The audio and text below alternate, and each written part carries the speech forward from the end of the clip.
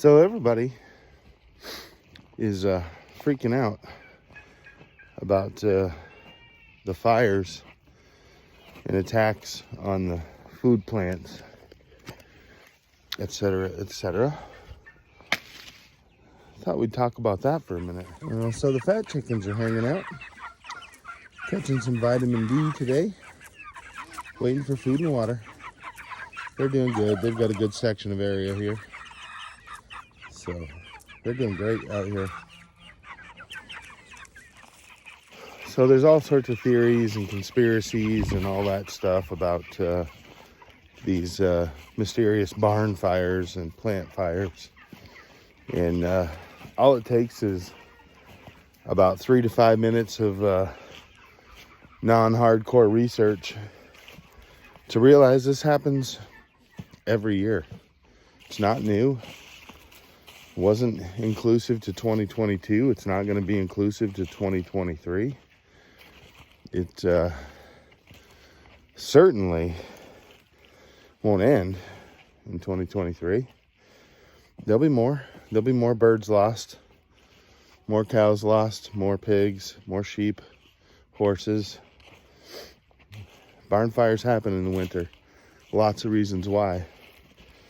And yes, there's lots of questionable circumstances every year.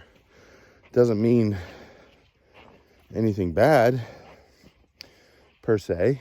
It just means that it's a questionable circumstance of how the fire started, or they can't determine a root cause. And trust me, I have some fire service background.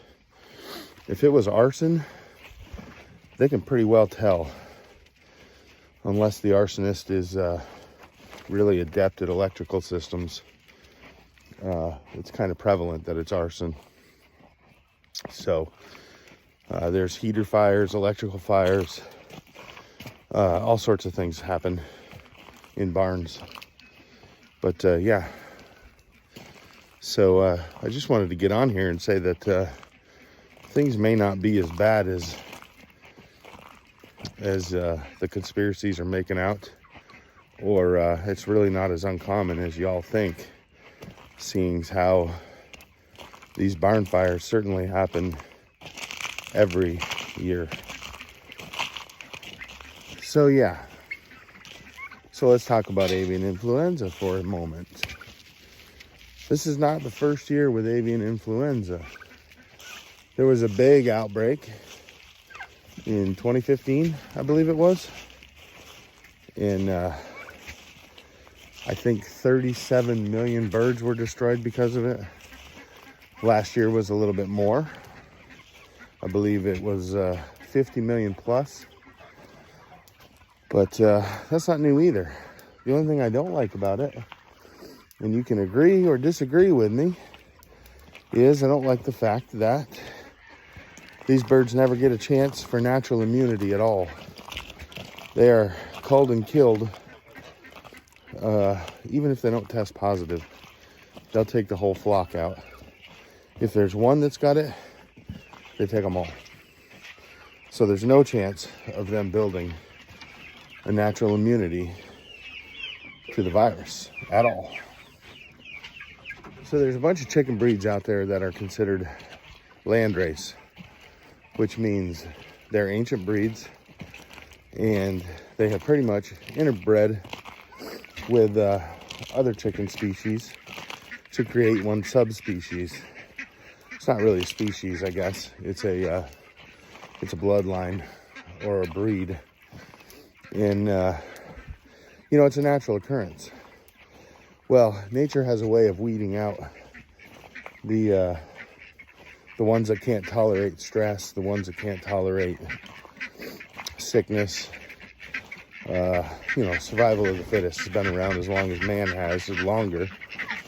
So domestic chickens really don't have a chance to do that at all. So in essence, every strain of avian influenza, as the chickens get stronger to it,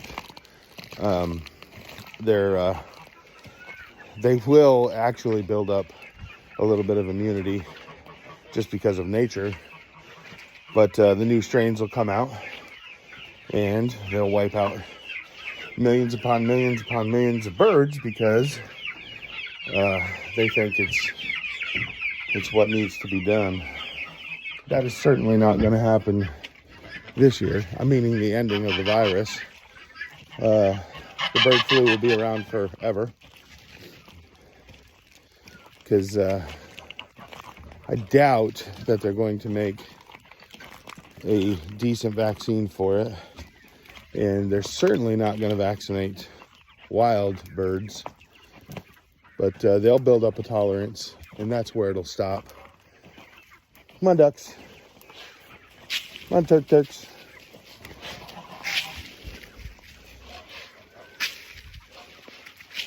So, yeah.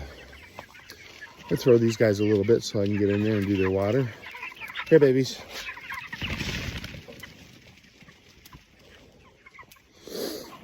So yeah, that's my take on the influenza thing. It's not going away. More and more birds are going to be destroyed. The natural immunity is going to take forever, or a lot longer because of human intervention. And probably a fun fact, it's not transmissible as a food if the eggs and chicken are cooked properly. I don't know about y'all, but I've been to a lot of restaurants where I asked for an egg over medium, and it's not. It's over easy hard, which means the white stuff is still a little runny. It's not my favorite. Just a little food for thought. When I say over medium, I want the white stuff cooked. And but damn near every restaurant I go to, I order over medium, and they come out with a little bit of egg snot, for lack of better terms, that's not cooked. But yeah, I am certainly not trying to contradict anything I said in the other video. You know, I have my beliefs that the more people that have home chickens and poultry and animals, for that matter, the more regulations that are going to come out, the more stipulations, testing, licensing, fees. I think that's all coming down the pipe. And maybe even mandatory vaccinations, which, you know, there's going to be a certain amount of the population that's not going to be happy about that, having their poultry mandated. Poultry mandates. 2 words I certainly don't want to hear. Most of us do a really good job. You know, there's some that don't. And I know another term I really don't like, and I've used it in the past, is factory farm.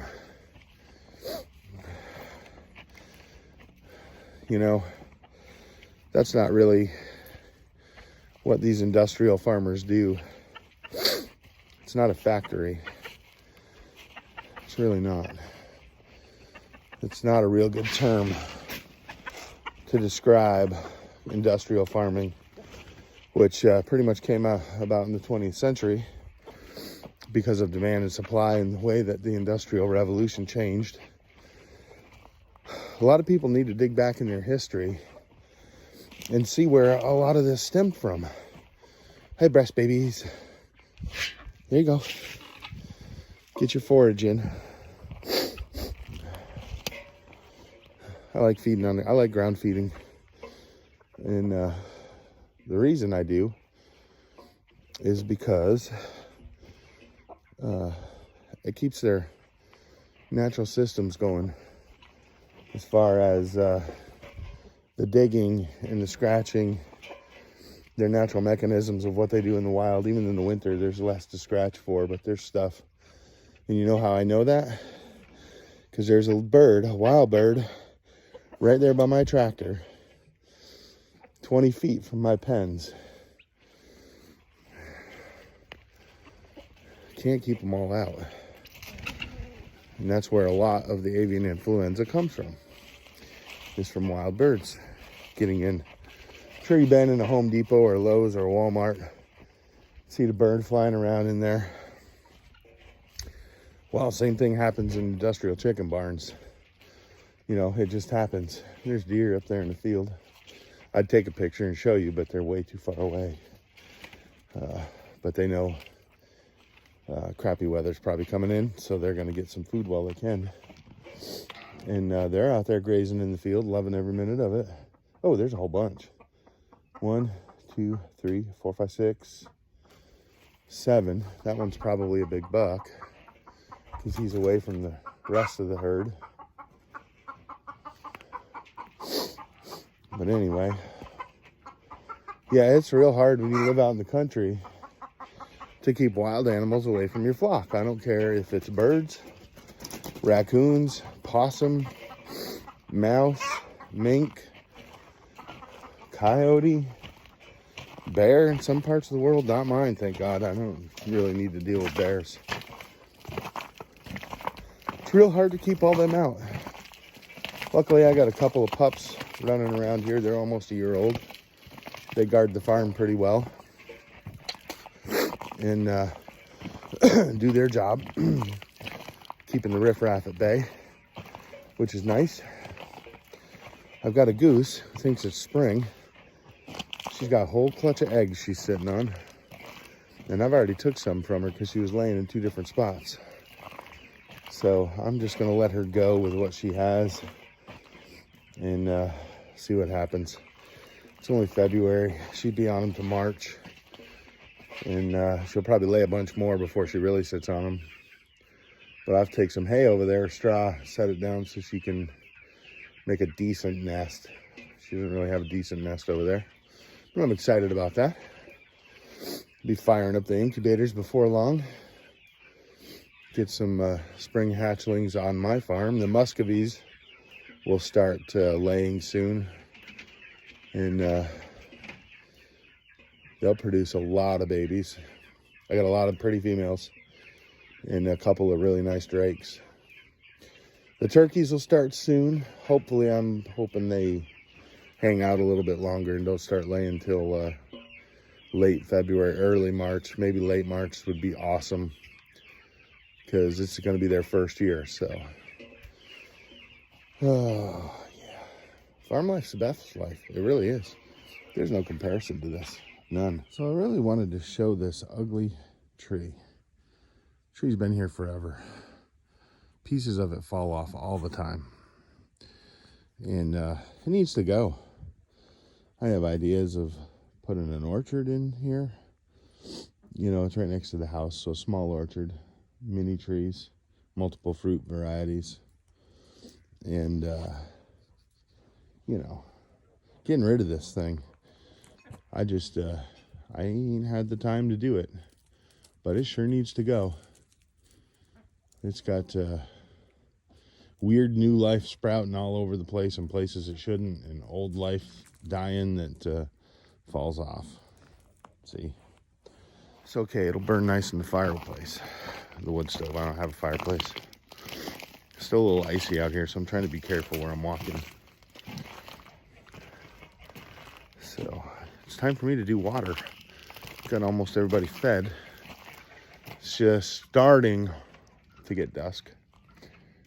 And that's the thoughts I wanted to give you today. I wanted to expand on what I said in my last video, because I'm not here to cause outcry and outrage and theories and all that stuff. I do have some theories, and they are what they are. We all have beliefs. But yeah, I'm thinking, you know, we do have an egg shortage. That's not going away anytime soon. The hatcheries are starting to experience shortages on chicks to fulfill orders, or availability is low. There's all sorts of things that happen in this industry. Fires, truck accidents where millions of birds are killed a year, and truck flip overs and stuff. It's not new. This is not new. This has been going on for decades. So there's a little bit of a scare tactic going on here. In my next video, I'll give you a little background information on chickens, because you're probably going to need it if you don't raise them currently. And maybe you do raise them and you don't know. So we'll talk about that. And then we'll talk about feed and this whole big theory going around right now that there's something in the feed or something lacking in the feed, which I don't buy into. I said it on the other video. I said I don't buy into it 100%. Industrial feed is uniform feed. If you want the right stuff, you have to have it custom mixed. I don't do that. I'm not large enough scale. So, but there's things to look for. You got to read labels just like you do with your own food.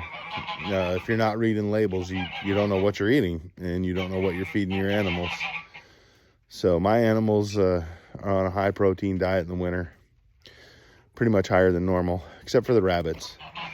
The rabbits, the pellets do everything they need to do for them. So they just get a little more in the winter, and that keeps them fat and happy. Not that they need it. They really don't. They can tolerate cold a lot better than can tolerate heat, that's for sure. But yeah, so we'll talk about the history of the chicken, where it came from, and we'll get into this feed business. If your chickens aren't laying, maybe something you want to listen to. Maybe you'll get something out of it. Maybe you've got some input. But there's a lot of rumors and a lot of beliefs and a lot of thoughts roaming around this industry right now about chicken feed. And one company is getting targeted hard, and I personally don't think it's fair, because I'm not sure that everybody is correct. So we'll talk about that. In the meanwhile, if you're liking what I'm doing, liking what I'm throwing down, spitting out, want to know more about the farm life, more about chickens, turkeys, geese, ducks, kittens, got a few barn cats running around, rabbits, I'll be getting into all that stuff and what's going on. I've had a big problem breeding rabbits this winter. It's not the feed. It's me and my setup and issues with the rabbits right now and the weather. So, food for thought. Subscribe, share, and go ahead and click the like button, you know. I'd really like to get this information out there. Love feedback, and we'll talk to you all soon. Y'all have a fantastic day.